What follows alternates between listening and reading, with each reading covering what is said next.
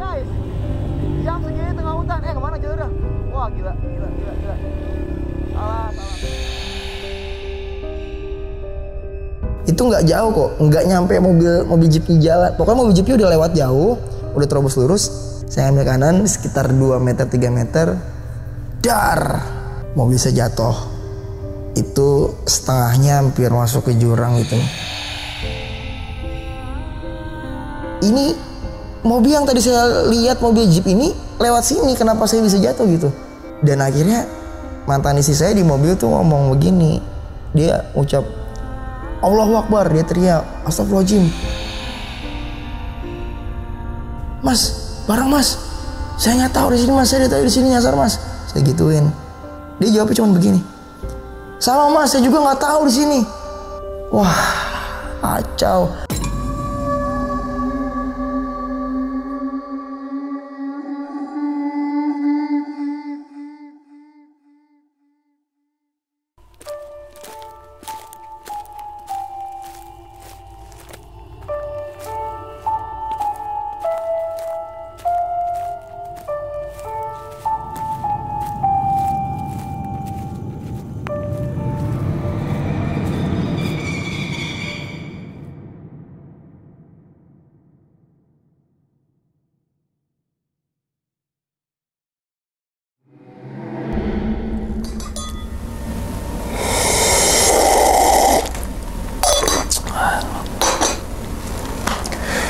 Assalamualaikum warahmatullahi wabarakatuh. Kembali lagi bersama gue Sumar Adiwijaya atau biasa dipanggil Lumang dalam segmen Ngopi Horor. Ya teman-teman semua, pada video kali ini nih atau pada kesempatan kali ini lagi gue tidak akan membawakan sebuah cerita dan namun menghadirkan narasumber yang tentunya mempunyai pengalaman mistis ataupun pengalaman yang horornya nih.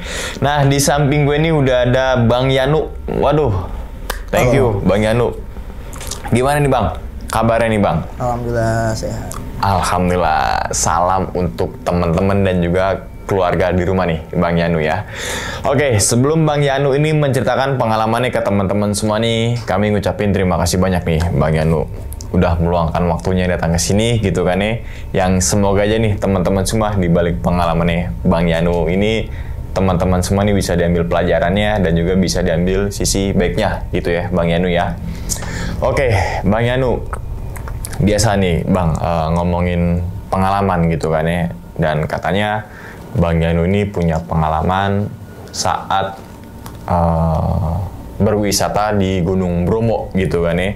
Dan katanya lagi ngalamin beberapa gangguan gitu ya.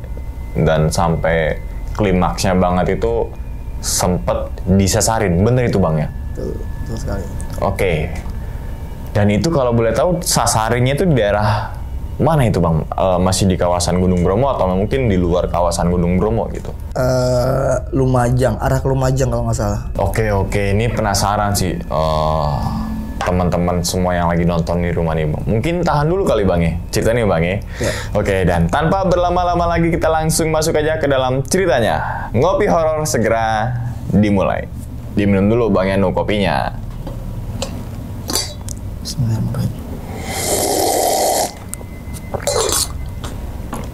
Alhamdulillah, langsung aja kita sikat.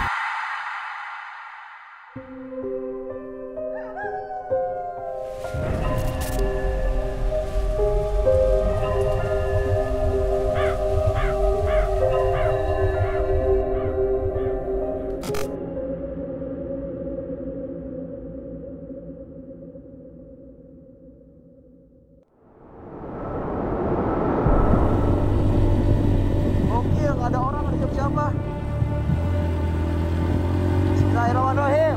Tanjat.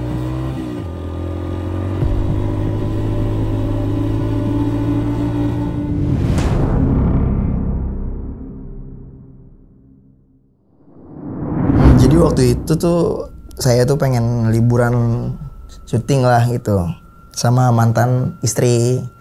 Sampai di mana kita mikir kayaknya rute untuk liburan ini pengen ke Malang sebenarnya, pengen Malang.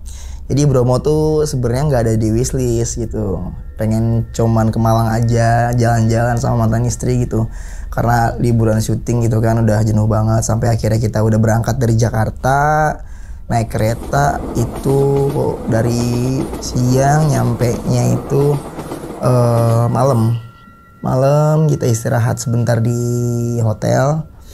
Dari situ kita masih fun-fun aja sih, karena memang gak ada kepikiran sama sekali untuk yang kira-kira di sana kayak gimana ya, bakal kejadian apa ya, nggak ada kayak gitu-gitu. Ya udah, sampai di mana akhirnya kita memutuskan untuk pagi tuh berangkat muter Malang. Jadi kita dia cobain makanan dan lain-lain lah segala macem lah, sampai kayaknya ngerasa kayak udah nyampe sini tanggung banget ya kalau nggak ke Bromo gitu. Ya udah, dari situ kita dari jam 5 kalau nggak salah, 5 atau 4 gitu, lupa lah pokoknya. Jalan kita ke arah Probolinggo apa gitu, daerahnya lupa gitu pokoknya masuknya. Kita ngelihat mobil jeep, karena kan pas begitu nyampe sana tuh kayaknya, wih mobil jeep nih rutenya pasti mau ke Bromo nih gitu. Sampai di mana kayak mikir, ya udah ikutin aja gitu. Udah tanggung juga kok, udah di Malang gitu kan, udah di sini jauh-jauh. Kalau nggak sekalian ke Bromo kayaknya nggak asik nih gitu. Yang di pikiran saya tuh Bromo sama Malang tuh deket gitu. Ya udah sampai kayak mikir, wah ini sih kayaknya cuman 2 jam 3 jam gitu kan. Udah tuh dari jam 5 kita rest di daerah mana lupa, bahwa kita ketemu mobil jeep. Akhirnya kita ketemu mobil jeep karena mau beli syal kan, mantan istri tuh mau beli syal gitu. Oke, kita turun takut kedinginan di sana kan. Melihat mobil jeep, semua rombongan tuh pada istirahat lah gitu. Tapi di situ masih agak bimbang sebenarnya, apakah lanjut atau memang cukup sampai di sini gitu. Sampai kita bulatkan tekad untuk ikut gitu, dengan catatan harus bareng-bareng nunggu sama nih mobil-mobil jeep nih berangkat. Karena kalau sendiri juga saya nggak berani waktu itu.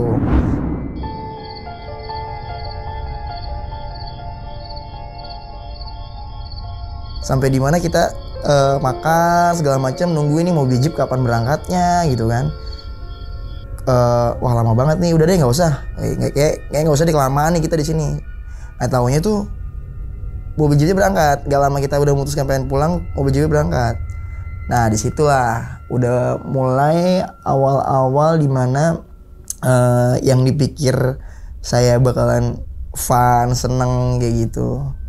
Nah tuh di situ bermula dengan sesuatu yang sangat-sangat bener-bener nggak di luar ekspektasi sebenarnya. Yang pertama, saya sama mantan istri itu berangkat ikut rombongan jeep dari yang rame banget rombongan jeepnya, sampai mencar satu-satu, hilang lagi, sampai kita nyusul akhirnya. Karena rutenya ternyata mobil jeep itu nggak semuanya berangkat langsung, ada yang masih mampir kemana, jadi kita ketinggalan di depan gitu. Susul lagi, itu masuknya hampir 1 jam lebih lah, hampir 2 jam kalau nggak salah, dari tempat rest areanya jeep itu di bawah sampai naik lagi. Di sana itu mikir kayak mobil semua bakal bisa masuk nih gitu. Nggak taunya ngeliat rombongan mobil jeep cuman kita nih, mobil satu-satunya nih, mobil yang saya pakai satu-satunya gitu. Pas sudah nyampe checkpoint area di pasar Desa Ngadas kalau nggak salah gitu ya, pokoknya kurang lebih ya, itulah gitu. Di sana itu antri nih untuk masuk area checkpoint. Disitulah mulai yang dimana saya ngerasa nggak pernah sebelumnya ngerasain dan ngalamin tuh belum pernah sampai se ekstrim itu, dengan apa ya, menurut saya di luar nalar juga. Karena yang saya pikir di saat saya ngantri untuk masuk checkpoint area itu di rombongan mobil jeep, saya kan biasa di Jakarta kan kita kan macet-macetan, nggak selap-selip lah gitu ya. Mungkin di daerah gitu ternyata harus ada saling menghormatin satu sama lain dengan alam, yang saya pikir gitu. Jadi nggak cuman sekedar orang tapi alam juga, karena saya ngerasa begitu saya sembrono ceroboh karena saya pengen duluan ke depan maju, kayak karena saya nggak suka ngantri, saya ngeliat mobil jeep satu arah kanan keluar dari jalur tuh. Loh, sebagai saya biasa di Jakarta kayak, wah ini ada yang terobos, udah sikat aja gitu kan. Sampai akhirnya begitu saya ngikutin arah kanan, Itu nggak jauh kok, nggak nyampe mobil jeep di jalan. Pokoknya mobil jeepnya udah lewat jauh, udah terobos lurus. Saya ngambil kanan sekitar 2 meter 3 meter. Dar, mobil saya jatuh. Itu setengahnya hampir masuk ke jurang itu. Sebenarnya kalau dibilang jurang sih masih ada sekatnya sebenarnya, cuman itu memang udah terperosok gitu, udah terperosok ke dalam gitu. Dan saya kaget, jujur itu kaget banget karena yang di pikiran saya tuh tadi mobil jeep bisa loh lewat situ. Ya sekarang kalau dipikir-pikir mobil jeep bannya memang gede, tapi untuk ukuran ban mobil yang saya pakai tuh nggak beda jauh-jauh banget lah sama mobil jeep. Kurang lebih kalau seharusnya kan mobil jeep kan lebar, kalau misalkan dia masuk pun mobil saya kecil gitu, jadi masih nggak mungkin sampai nyebur lah gitu. Di situ saya kaget, jujur saya kaget banget karena saya datangi warga sama orang-orang semuanya. Mereka nanya saya, mas ngantuk ya? Saya diem, saya nggak jawab. Itu mobil semua dikelilingin sama orang-orang udah gila banget, udah kayak wah ini antara sebenarnya saya nggak malu, bukan malunya tapi memang kayak ini mobil yang tadi saya lihat, mobil jeep ini lewat sini, kenapa saya bisa jatuh gitu.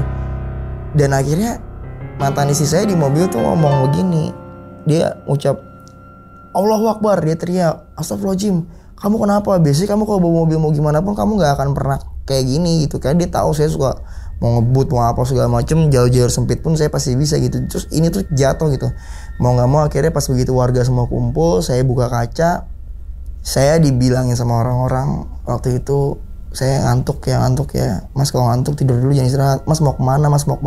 Ada satu yang bikin ada satu orang yang bikin saya sadar langsung dari saya. Kayak sekarang saya bengong waktu itu, bengong banget kayak ini kenapa gitu. Sampai satu orang dari sekian pertanyaan orang-orang itu, satu orang yang nanya cuman gini doang,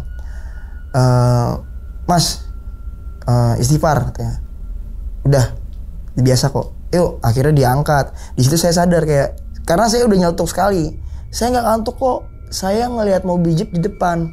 Orang-orang di situ semua pada bilang, mas, ini nggak ada mobil jeep yang lewat sini. Semuanya pada masuk ke kiri karena checkpoint di situ. Gitu. Yang saya pikir di mana kayak, enggak mas, tadi itu mobil jeepnya lewat sini. Enggak mas, nggak ada. Mas salah lihat. Satu orang itu yang bikin saya kayak sadar. Udah mas, istighfar. Udah biasa kayak gitu. Ya saya nggak tahu udah biasanya apa gitu ya, gitu. Saya juga takut salah ngomong atau kayak gimana gitu. Yang saya ingat cuman itu. Akhirnya saya naik ke atas tuh, diangkat mobil sama warga semua itu. Wah terima kasih banget warga-warga di daerah Jawa Timur, baik-baik banget gitu. Saya mikir kayak di sana nggak ada yang ngata-ngatain saya gimana gitu pas saya jatuh. Saya dinaikin mobil, dikasih minum segala macam. Satu orang itu akhirnya nyamperin saya. Dia ngomong kayak, masnya mau kemana? Mau ke Bromo. Di sini mobil semua di sini mas, nggak ada yang pada naik karena semuanya itu kalau nggak motor doang bisa naik, mobil tuh semuanya pakai jeep. Jadi mas kalau misalnya mau naik harus pakai jeep minimal, kalau nggak mas pengen pakai motor, mas di penyewaan ada motor di sini.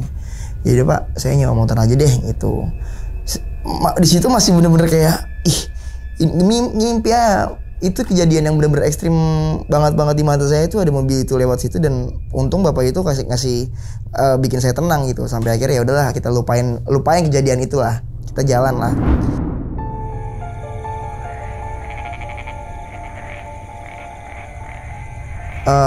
Dan habis itu akhirnya kita sewa motor gitu.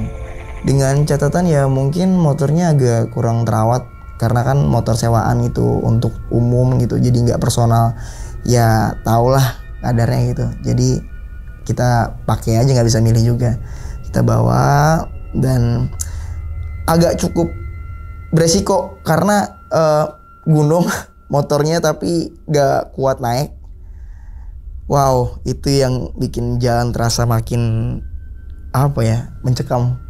Jujur itu mencekam banget karena begitu saya naik motor, udah keluar dari area checkpoint dan bapak itu bilang hati-hati, mas baru pertama kali kesini dan dijaga ucapan dan lain-lain gitu. Intinya niatannya baik aja udah. Naik jalan motor itu di awal banget saya rute pertama tuh motor udah nggak kuat naik, ketinggalan karena yang tadi saya bilangin motor satu persatu hilang sampai akhirnya motor saya tuh nggak kuat naik gitu. Dan seperti yang diprediksi, di jalan tuh banyak banget yang saya ngerasa takut. Sebenarnya ini cerita aja untuk teman-teman semua gitu, nggak bermaksud untuk menyudutkan daerah atau manapun, karena memang tujuan saya kan niatnya liburan gitu ke sana kan. Tapi memang yang saya rasain di sana segelap apapun, dari jalur checkpoint itu sampai Bromo Hills-nya, saya ngerasa itu aman walaupun serem. Oke, saya balik lagi ke dari perjalanan yang pertama itu, saya naik, akhirnya saya ngerasa ini nggak worth it motor ini gitu, dengan tenaga yang segini, dan saya harus ngelewatin medan seperti ini. Dan saya ngalamin beberapa kayak kanan kiri tuh kayak ada yang ngeliatin segala macem, dan mantan istri pun sempet ada ngeliat di satu gubuk gitu, ada orang duduk, tapi dia kayak sarungan di pojokan gitu. Yang saya anjir merinding, yang saya lihat itu bukan orang sebenarnya gitu ya, cuman kan emang nggak mau ngomong aja ke mantan istri biar dia nggak takut, karena yang saya ngelihat emang kayak nggak napak aja sih, kayak ngambang aja gitu. Cuman mantan bini ngeliat itu orang lagi berdiri di situ kayak yang jagain, kata dia gitu. Ya udahlah, dari situ akhirnya saya naik ke atas. Itu masih perjalanan 2 jam 3 jam kalau nggak salah. Saya juga bingung kan nanggepinnya gimana pada saat itu, karena saya baru pertama kali sana gitu kan. Mantan istri saya sudah diem aja tuh, udah kayak ini nyampe nggak ya. Di situ saya udah mulai ngerasain namanya takut. Karena yang saya alamin dari bawah itu yang tadi saya ngeliat, dan begitu di atas saya ngerasa kayak di kanan kiri tuh kayak ada yang ngawasin, ada yang ngeliatin, ngawasin, pokoknya kayak ini daerah orang gitu, ini tempat orang gitu, tempat bukan tempat yang seperti kamu biasa lalu-lalang lah, kamu baru pertama kali sini, ibarat kata kayak gitulah ya, pengenalan gitu. Dan saya ngerasa auranya emang kental banget sih di daerah tuh, jujur itu kental banget. Jawa Timur itu yang saya akuin daerahnya lumayan buat saya berkesan lah dengan segala macam halnya itu. Dan sampai akhirnya di mana kita nyampe atas, wow, itu bener-bener ngerasa kayak ini tempat bakal bisa nggak ya saya lewatin semua sampai Bromonya gitu. Terus gak lama dari mantan istri saya yang lihat posisi ada orang yang di pojokan gitu, gak jauh lagi ada motor tuh di deket saung gitu. Ya cuman kan mikirnya gini logikanya ya, kalau motor itu jauh tuh, masa orangnya di bawah gitu kan, buat apa gitu, mendingan dia pakai motor itu. Kalaupun motor kenapa-napa kan bisa minta tolong gitu. Cuman ya udah, ini kayaknya memang ada sesuatu yang mungkin saya nggak bisa jelasin gitu di daerah situ. Terus juga ini yang saya perlu jelasin juga, karena saya baru ngelihat ada pohon pisang, kalau nggak salah pohon pisang itu, dia itu ada beberapa helai yang goyang. Saya bilang sama mantan istri, ini nggak ada angin gitu, ini cuma dingin, daerah dingin, tapi anginnya nggak ada gitu. Tapi ada pohon pisang gitu yang goyang di depan. Wah, itu ngebuat saya sempet takut juga gitu. Yang tadi saya ngobrol sama mantan istri, ngobrol ini itu segala macam, sampai akhirnya saya ngedown juga lah. Kalau inget itu emang kental banget sih auranya di sana. Udah tuh itu yang ngebuat salah satu bikin makin takut. Dan alhamdulillah udah kelewat sampai atas lagi, dan berpikir positif lagi dengan sejuta pikiran positif, karena saya nggak mau kesana liburan sia-sia gitu kan dengan hal seperti itu.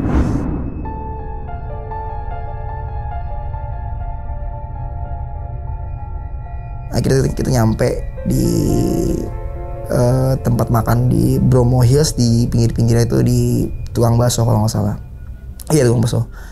Kita makan sebentar untuk biar panas lah gitu, nggak kering karena dingin banget gitu.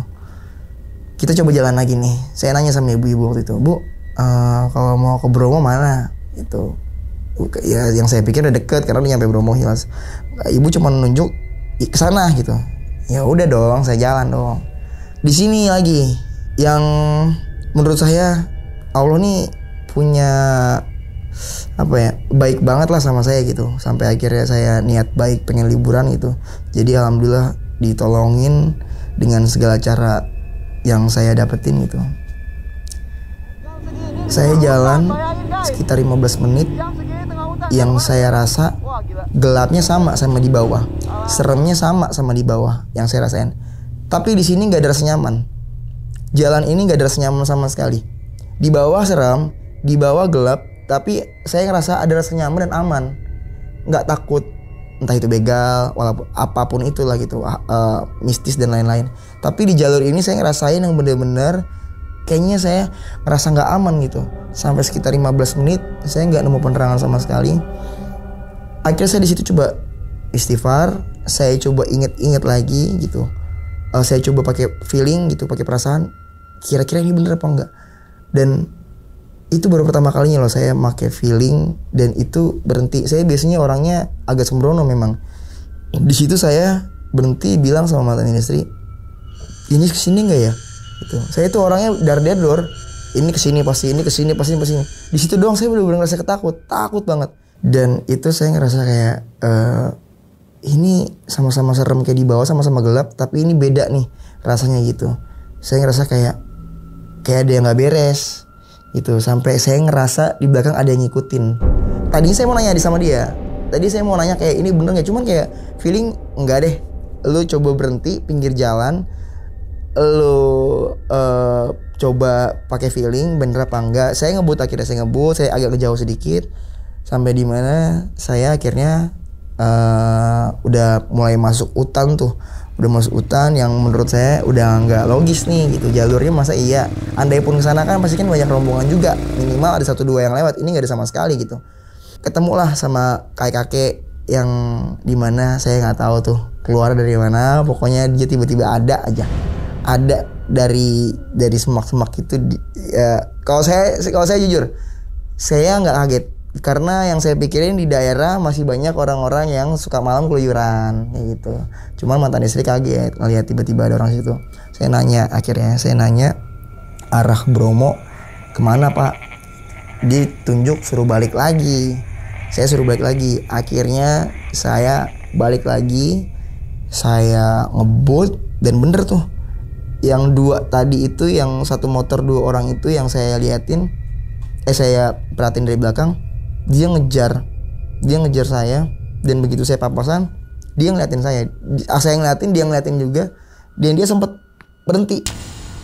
Begitu saya nengok dia sempat berhenti, saya langsung tancap gas kencang-kencangnya. Saya balik lagi ke warung itu karena bapak-bapak tadi nggak ngomong jelas kemana Bromo, cuman bilang ke belakang aja. Akhirnya saya balik lagi ke tempat warung itu, dan warung ibu itu ada bapak-bapak gitu jualan. Saya nanya bapak-bapak itunya gitu, ke bawah katanya. Oh ke bawah pak? Iya.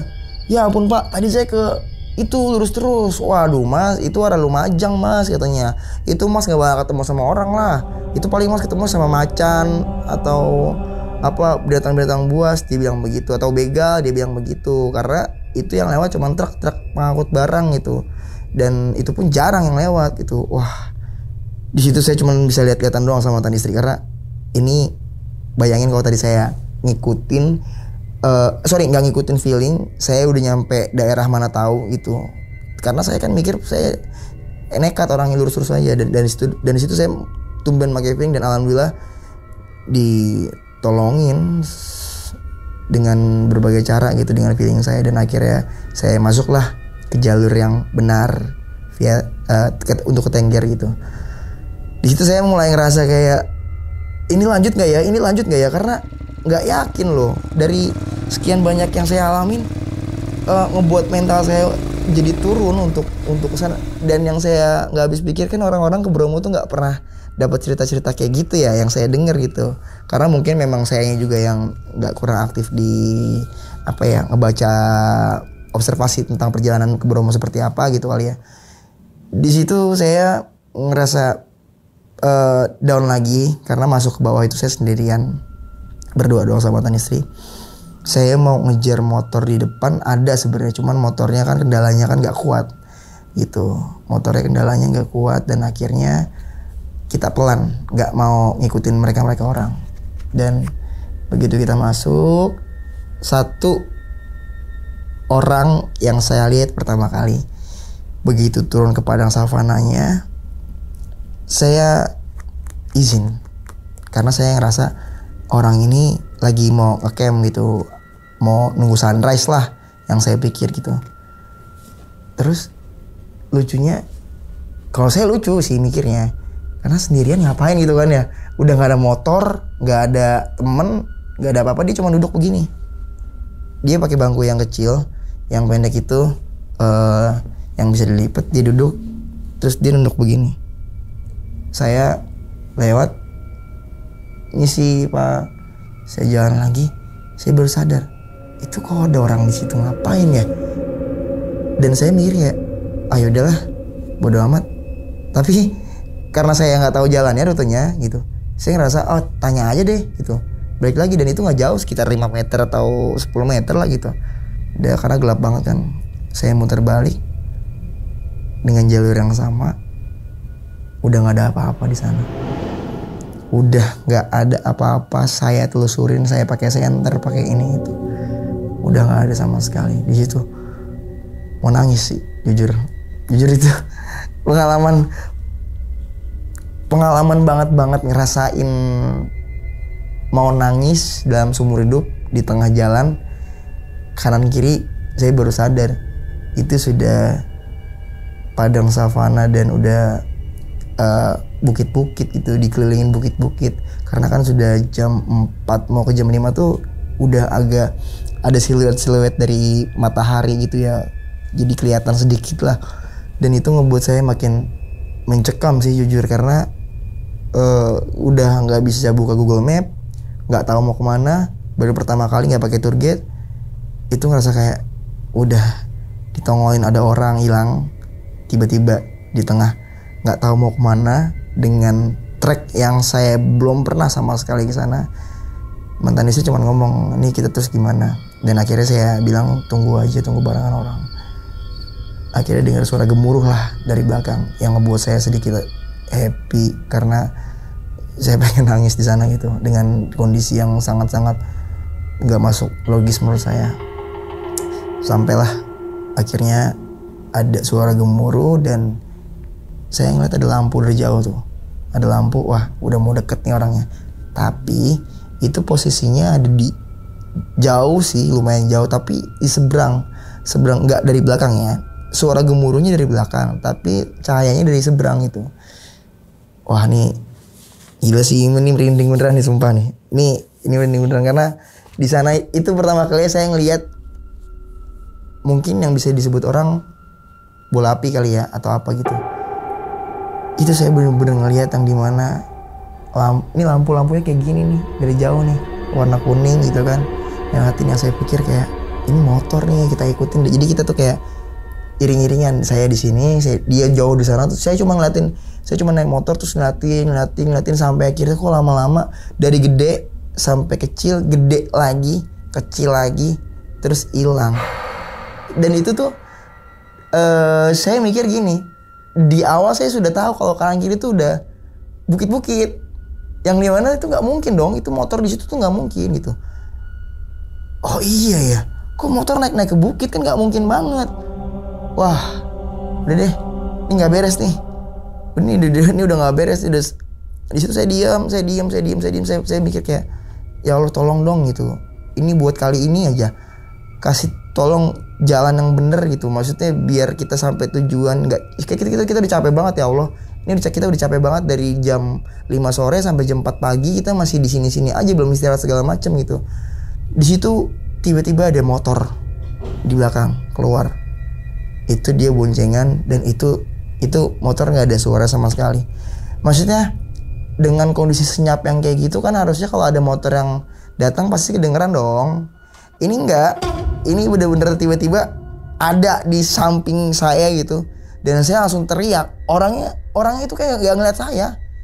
Mungkin entah karena nggak ngeliat, mungkin disangkanya juga dia mikir saya lagi pengen ngeres di situ kali ya. Saya teriak begitu orang itu lewat, "Mas, bareng!" Saya gituin. Orang itu cuma nengok. "Kenapa mas?" "Mas, bareng mas. Saya nggak tahu di sini mas. Saya dari tadi di sini nyasar mas." Saya gituin. Dia jawabnya cuma begini, sama mas, saya juga nggak tahu di sini. Wah, kacau. Udah mas gini deh mas, saya bilang sama mas gini deh mas, kita bareng aja, ayo cari, minimal kita ada temennya gitu. Oh yaudah mas, kalau gitu mas ikutin, mau mas duluan apa saya duluan? Dia bilang begitu kan. Iya mas duluan aja, ya udah. Wah, nih agak rancu juga, yang saya pikirin takutnya begal kan, karena dia nggak, masa iya gitu, dia pakai kaos buntungan doang, naik motor berdua, dia bilang nggak tahu rute sana, kan nggak mungkin dong orang dari luar daerah gitu tiba-tiba pakai oblongan doang sana, nggak tahu lokasi itu, mau aneh banget itu, nggak masuk akal. Tapi udah saya coba ikutin gitu, kayak udah sampai jalurnya mencar, orang itu ninggalin saya udah teriak mas pelan, orang itu tetap ngebut. Wah, itu bener-bener kayak ya Allah, ini apa lagi gitu ya, di tengah-tengah kayak begini gitu. Dan ada satu yang penolong banget begitu saya sudah pasrah. Ada satu motor yang datang dari jauh, nggak pakai lampu. Saya masih ingat banget itu motor Viction kalau nggak salah, kurang lebih kayak gitu. Itu dia datang nyamperin saya, dia cuma ngomong, mas mau kemana? Saya bengong, saya cuma bilang saya mau istirahat pak, saya mau nyampe tujuan, saya pengen istirahat, saya capek besar di sini. Mas, kalau mas lewatin padang pasir ini sekitar 1 jam apa 40 menit, dia bilang gitu. Kalau mas nggak tahu rute, tapi kalau sama saya, mas bisa antri 20 menit atau 30 menit paling lama. Itu lewat padang pasir doang. Wow, saya mikir kayak ya udah deh mas, tolongin saya deh mas, saya udah lemes banget di situ kan. Akhirnya mas saya bilang tarifnya tapi sekian mas, saya bayar berapapun, yang penting saya nyampe. Saya di situ bener-bener udah nggak mikirin lagi mau ada kejadian hal apapun, pokoknya saya sudah benar-benar pasrah pada saat itu.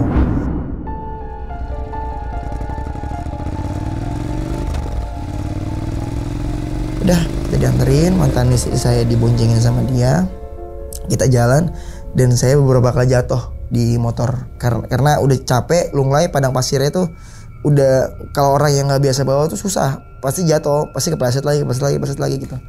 Sampai akhirnya mas itu di jalan tuh sempat ngomong gitu, mas tadi lewat sini sama siapa? Tadi saya barengan sama orang. Dia ngeliat, katanya saya nggak barengan sama orang. Dia ngeliat, katanya saya dia itu sudah merhatiin saya dari jauh, bahkan yang si tour guide ini tuh dia merhatiin saya dari jauh gitu. Yang dimana saya tuh ternyata nggak bareng sama orang, cuma berdua doang. Bahkan saya teriak-teriak sendiri katanya gitu, teriak-teriak sendiri, manggil-manggil orang lain gitu. Dan ini udah bener-bener di luar nalar banget menurut saya gitu. Dan yang saya salut, bapak itu ternyata ya memang orang baik gitu, dan dia pengen nolong saya ketika saya kayak tersesat di sana, entah sama siapa saya ngobrol pada saat itu gitu. Satu sih yang saya bilang sama bapaknya, pak ini saya baru pertama kali ke Bromo tuh, kok banyak banget kejadian-kejadian yang menurut saya di luar nalar ya, padahal Bromo seindah itu gitu. Dengan catatan yang dimana saya nggak pernah dengar teman-teman saya yang jalan ke Bromo tuh kayak gini.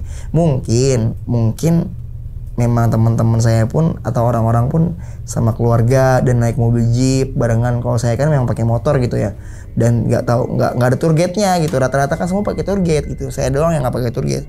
Jadi menurut saya ekstrim. Dan bapak itu pun jawab, orang sini pun kadang kalau mau sama keluarga tetap pakai tour guide. Terus kalaupun mas mau pakai motor, rata-rata memang orang sini. Ya maksudnya bukan asli orang sini, tapi minimal masih dari Jawa Timur lah, bukan dari luar Jawa juga gitu. Satu yang bapak itu pesen cuman kayak dijaga fokusnya, dijaga niatannya, karena mas memang banyak banget nih yang lagi mantau kayak gitu loh. Bapak itu ngomong kayak gitu. Dari situ kita akhirnya istirahatlah di jembatan kaca apa, tebing kaca apa gitu, kaca-kaca gitu, lupa lah pokoknya, nunggu sunrise. Di situ ngerasa kayak semuanya udah kelar nih gitu. Ketemu pagi, ketemu sunrise, ketemu pagi, dan itu pun sebenarnya sempat hopeless karena ternyata nggak ada sunrise. Kita sudah sampai jam 9 nggak muncul matahari. Itu sempat udah dari malam kena gangguan, paginya nggak dapet sunrise. Itu saya ngerasa bener-bener ini perjalanan yang sangat-sangat melelahkan dan sia-sia menurut saya. Tapi di situ langsung dibayar lunas lagi. Jam 10 pagi saya masih inget banget, semuanya itu dibuka tiba-tiba seketika matahari. Pokoknya saya bilang jam 10 gak ada matahari, kita balik. Dan saya memang gak mau balik malam karena saya sudah takut gitu, kayak malam perjalanan kayak gitu mendingan siang aja gitu. Wah udah deh, jam 10 gak ada, kita balik. Sampai akhirnya di mana jam 10 dibuka matahari, semuanya ada kelihatan. Saya bersyukur ya Allah, akhirnya gak sia-sia perjalanannya, kita terbayarkan lunas walaupun semalam kejadian yang menurut saya di luar nalar gitu.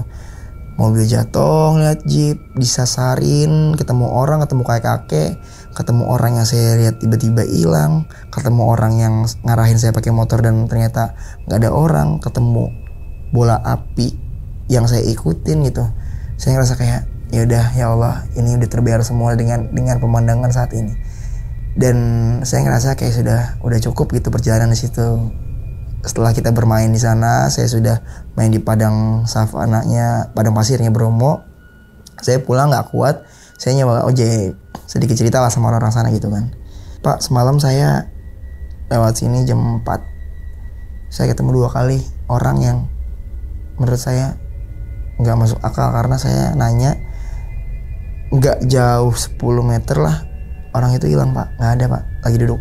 Yang kedua saya diarahin sama orang anak muda berdua hilang, maksudnya ninggalin saya gitu. Saya udah teriak-teriak, tiba-tiba dia hilang gitu. Bapak itu cuma cerita ke saya, dia bilang begini, katanya gitu. Saya kan sempat ngomong pas saya naik ojek, dia itu pulang di tebing-tebing itu. Saya penasaran, Pak ada yang ngecamp gak sih kalau di tebing-tebing itu Pak? Oh ada Mas, dulu katanya gitu. Serius Pak, di tebing-tebing itu ada yang camp? Iya, emang gak ada binatang-binatangnya Pak, macan apa gitu? Katanya sih ada. Ini mohon maaf nih ya buat teman-teman di daerah sana gitu. Saya cuma dengar cerita aja dari bapak-bapak itu. Katanya sih ada gitu, macan atau apa gitu. Tapi jarang, hampir jarang banget. Dan ada juga yang ngecamp di sana. Kalau nggak salah pun ada yang meninggal di tebing-tebing sana gitu. Kronologinya nggak diceritain jelas karena saya ngerasa memang itu sudah mungkin rahasia daerah sana gitu ya, nggak harus diceritakan banget ke saya juga, karena menurut saya nggak perlu ngulik-ngulik sejauh itu gitu. Jadi kayak cukup tahu, oh ya udah Pak, udah ya, maksudnya saya cuma pengen nanya sih di sana tuh kira-kira pernah ada yang kan nggak, entah itu bener atau enggak. Bapak itu dapat cerita dari cerita temennya lagi, kita nggak tahu lah. Cuman yang saya cross check sih memang sebenarnya setiap tempat pasti ada lah ya, itu ada tata keramanya dengan kita bersosialisasi dengan sekitar gitu. Dan saya ngerasa memang saya sembrono orang ya, jujur aja, bukan nggak takut gitu-gituan ya dengan hal seperti itu. Saya ngerasa kayak yang ini saya perlu hormatin di daerah orang, niatan saya harus benar-benar fokus, tidak ada yang aneh-aneh. Karena saya sempat jatuh omongan sih sebenarnya waktu pertama kali ke Bromo tuh. Niatan saya itu kan belum pernah naik gunung, pengen naklukin gunung-gunung kayak gitulah gitu. Dan saya ngerasa kayak ternyata gunung tuh bukan ditaklukin gitu. Dari situ ya udah banyak banget godaan-godaan yang menurut saya wah gila nih gitu.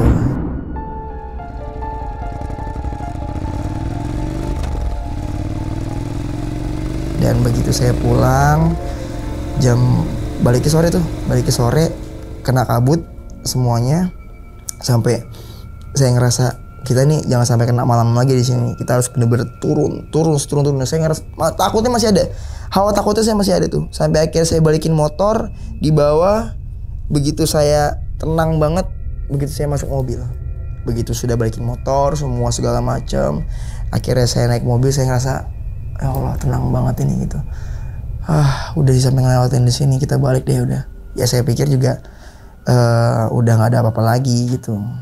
Terus begitu saya balik ke hotel, sempat cerita-cerita. Saya sempat ngerokok dulu kan, ngerokok di bawah gitu, nggak langsung masuk hotel. Ada resepsionis yang ngerokok juga di luar, sama saya ngobrol-ngobrol. Saya sedikit cerita, Mas di Bromo ini agak gokil ya, saya gitu.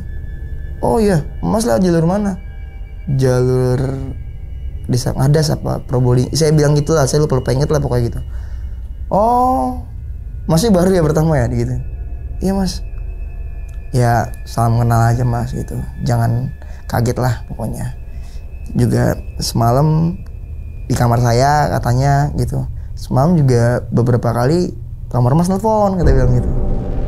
Wah merinding lagi nih, gokil nih, merinding lagi guys. Ya, kamar mas nelfon bilang begitu. Ya kan saya di luar. Ya tapi kita udah biasa kayak gitu. Ya pokoknya di sini mah pengenalan aja mas. Saya kayak diem aja gitu, kayak bengong, kayak ini nggak pernah saya dapetin sebelumnya gitu. Sampai saya ngerasa kayak oke mas, makasih mas atas informasinya segala macam. Akhirnya kita naik ke atas, saya sama mantan istri naik ke atas gitu. Bener tuh, kita nginep sehari lagi di sana karena balikan pagi kan.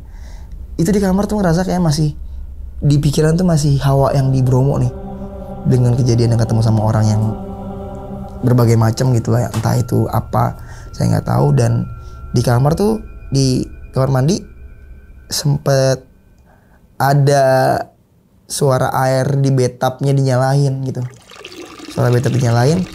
Dan saya ngimpi sama emas yang duduk, yang saya bilang tadi saya masuk di Bromo pertama kali yang pembukaan masuk ke tank jet itu tuh, yang mas duduk begini tuh. Saya ngimpi dia bangun dari duduknya sampai dia bangun berdiri. Itu dia cuma ngomong, jaga lisan, jaga pikiran, dan apa ya, pokoknya saya kurang lebih yang saya ingat seperti itu. Dan saya ngerasa kayak emang ini kayaknya gitu, entah orang yang pernah meninggal di sana atau gimana saya nggak tahu. Pokoknya dia cuma ngomong kayak gitu. Di situ saya kebangun langsung. Saya bangunin mantan istri. Saya bilang, aku mimpiin orang yang kita temuin pertama kali masuk via tanker yang di bawah itu tuh. Dan di situ kita langsung bener-bener nggak tidur di malam itu. Kita nggak tidur sampai kita akhirnya untuk beberes. Ya subuh kita langsung ke terminal kereta. Kita tidur di kereta gitu. Nggak expect sih kalau ternyata sampai hotel yang menurut saya kayak kita bakal nyaman tidur, ternyata saya masih dimimpiin gitu sama si sosok itu gitu. Ya mungkin di situ sih, segitulah perjalanan ke Bromo teman-teman semua yang saya alamin gitu. Oke, gokil juga nih pengalaman nih Bang Yanu nih.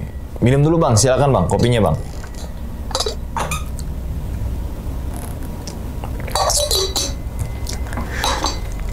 Oke, jadi itu ya teman-teman semua nih pengalaman dari Bang Yanu ya saat perjalanan menuju Gunung Bromo gitu kan nih. Yang mungkin sekarang banyak banget tuh wisatawan yang berbondong-bondong ketika waktu libur panjang melihat sebuah keindahan Gunung Bromo yang dulu itu kan karena kebakarannya akibat flare merit tuh prewed gitu kan nih. Ya alhamdulillah nih udah pulih ya gitu. Oke, Bang, kira-kira nih Bang, sebabnya kejadian yang Abang rasain itu apa sih Bang yang sampai akhirnya nyasar dan sebagainya gitu? Gara-gara saya kayaknya emang sembrono sih orangnya gitu, nggak pernah mikir takut gitu sama tempat baru gitu. Dan Bang Yanu sempet nanya gak atau mungkin sempet denger dari wejangan dari warga lokal di situ ada mitos apa di Gunung Bromo itu? Mitos tuh yang saya dengar sebenarnya dua sih. Ini mitos masuknya atau bukan ya? Yang pertama yang di saya salah jalan yang di Lumajang itu, katanya dulu pernah ada begal di sana gitu, yang dimana banyak jalur itu sebenarnya nggak boleh dilewatin gitu. Cuman memang saat ini untuk jalan terdekat memang lewat situ untuk antar-antar barang gitu. Sebenarnya itu nggak boleh dilewatin katanya sih gitu. Yang kedua tuh yang tadi bapak-bapak itu ojek yang nganter saya pulang itu, yang di camping itu katanya pernah ada yang meninggal dan pernah ada binatang buas yang nongolin gitu. Oke, yang tadi kan Abang ceritain tuh dari Jakarta gitu kan ya, naik kereta sampai sana sewa mobil gitu kan ya. Dan berarti abang ini bawa mobil dari Malang gitu kan dengan tujuan ke Bromo tanpa open trip atau trip organizer gitu ya. Berarti cuma ya udah gitu turun gitu ke area Bromo. Ya. Kenapa nggak ikut open trip gitu bang? Ya Bromo sih nggak masuk wishlist ya, yang seperti tadi saya udah omongin gitu. Karena kan tadi kan niatnya cuma pengen ke Malang aja gitu, nganter liburan syuting, sekalian nganter adeknya mantan istri itu kuliah di Brawijaya gitu. Terus iseng sampai akhirnya kayak ini tanggung nih kalau misalkan nggak ke Malang tapi nggak ke Bromo gitu. Nggak taunya kejadiannya kayak gitu dari iseng-iseng. Nekat sih sebenarnya, kayak lebih ke nekat saya tuh. Nah ini kan yang abang ngikutin apa namanya jeep nih ya. Nah pas sampai checkpoint itu kan kenapa abang ngerasa yakin nih bahwasanya ada jeep yang belok ke kanan gitu. Dan di dalam jeep itu apa ada orang atau memang abis nganter wisatawan yang abang lihat tuh kayak gimana kalau boleh tahu? Yakin banget karena kan posisinya gini, posisinya mobilnya tuh sekitar 4 mobil ke depan dan saya tuh ngambilnya barisnya nggak begini, barisnya agak ke kanan sedikit karena saya biar ngeliat kira-kira bisa disalip nggak ya, soalnya kan takut kan emang rombongan jeepnya berhenti semua nih, bukan kayak rombongannya beda-beda gitu. Dan saya mikir kayak kelamaan nih kalau nungguin rombongannya, mending saya nyalip. Pas banget ada satu jeep yang nyalip ke kanan, itu depan mata kepala saya. Saya yakin, kalau ditanya yakin saya yakin banget, karena itu sengaja saya ngambil posisinya itu agak kanan dikit, sampai akhirnya di mana mobil jeepnya itu keluar. Ya begitu 3 meter saya baru nyalip aja udah jatuh ke pinggir jurang itu gitu. Kayak akhirnya mobil itu jeblos lah ya kan. Nah emang kan pasti ada juga gini, para pengelola di situ melarang para pengunjung untuk ngebawa kendaraan sendiri. Pasti kan ada sebabnya. Yang pertama tadi mungkin mobilnya nggak proper, terus kemudian medan jalannya belum tahu gitu kan. Sampai akhirnya tadi tuh Bang Yanu mobilnya kejeblos kan. Terus dialihin nih, sewa motor aja gitu kan ya. Pasti warga situ udah tahu banyak kejadian lah gitu kan, akhirnya sewa motor gitu kan ya. Nah pas sewa motor itu abang diarahin ke arah checkpoint jeep atau lewat ke kanan yang abang lihat jeep itu belok ke kanan? Ke kiri, karena semuanya ternyata nggak ada yang ke kanan. Memang bener, memang ternyata gini, itu semua di portal itu tuh sebelah kanan pun memang udah nggak bisa jalan lagi. Udah di situ saya baru kepikiran logikanya kalau misalkan emang mobil jeep itu kanan, ini orang pada ketabrak semua ini. Karena kan semua yang ada pembatas, penghalang, orang-orangnya itu pada kumpul di situ untuk ngarahin untuk kayak masuknya lewat sini gitu. Nah sampai akhirnya kan abang tuh ketemu tuh sama ibu-ibu ya. Dan abang itu kan sempet nanya ke ibu-ibu bahwasanya jalur yang menuju Bromo itu lewat sini apa lewat sana gitu kan ya. Nah menurut asumsi daripada Bang Yanu ini sendiri, ibu-ibu itu ibu-ibu beneran atau memang dalam tanda kutip misterius gitu? Rasanya manusia, rasanya ya, karena di situ kan rame orang sebenarnya, rame orang dan gak ada kepikiran satupun gaib sih, nggak ada gitu. Yang dipikirin cuman gimana caranya sampai tempat gitu aja ya, tapi walau-walam nih gitu sih paling. Dan yang ngikutin abang 2 motor itu begal atau apa bang? Atau mungkin petugas itu atau yang lainnya gitu loh? Kalau itu bisa dipastikan kayak begal. Kalau itu ya bisa dipastikan, karena memang aneh sih. Begitu saya masuk ke sana itu tiba-tiba dia ngintilin saya dari belakang, ngikutin banget dari belakang, dan itu dia nggak nyalip, sedangkan dia nggak pakai helm. Ya kan semua yang sana pakai helm rata-rata kan, dia nggak pakai helm. Dan saya ngeliat dari belakang nih, dia nggak ikutin terus sampai akhirnya saya ngebut sekencang-kencangnya, saya tinggalin. Dan begitu saya ketemu sama kakek yang tadi saya bilang itu ngarahin ke Bromo, cuma muter balik. Dan begitu saya muter balik, saya papasan sama dia, sama-sama ngeliat, saya ngeliat, dia ngeliat, dan saya yakin itu orang udah. Dan karena dia memang berhenti dia putar balik lagi gitu. Kan abang nemu nih atau ngeliat nih orang duduk di kursi camp ya, kursi camping tuh biasanya yang yang terbuat dari kain gitu ya Bang ya. Nah, itu dia kelihatan ada tenda camp atau enggak? Biasanya kalau ada tempat duduk camping ada tenda gitu. Ini yang Abang lihat kelihatan tendanya enggak? Nggak ada sama sekali.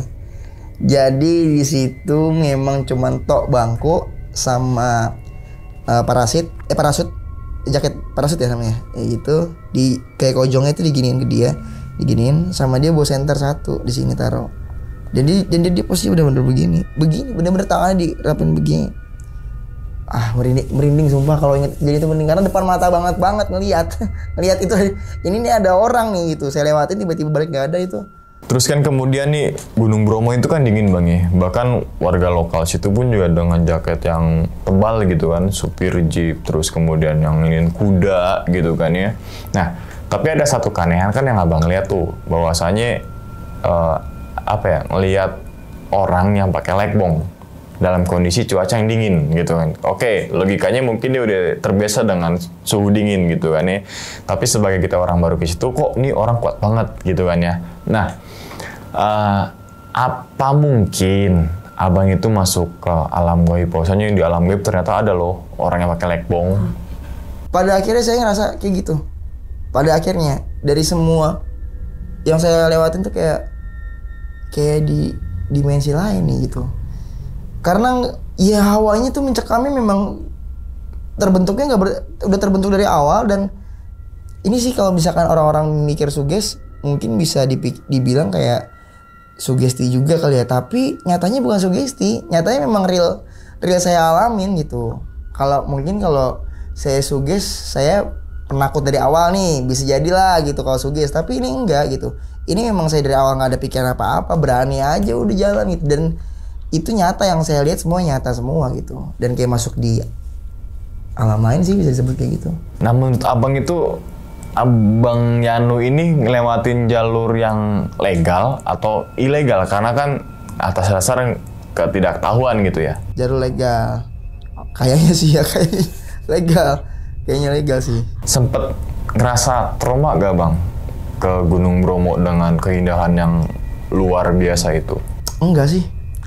Jujur, enggak sama sekali enggak. Walaupun justru gini, kejadian itu yang ngebuat saya tuh makin cinta sama Bromo.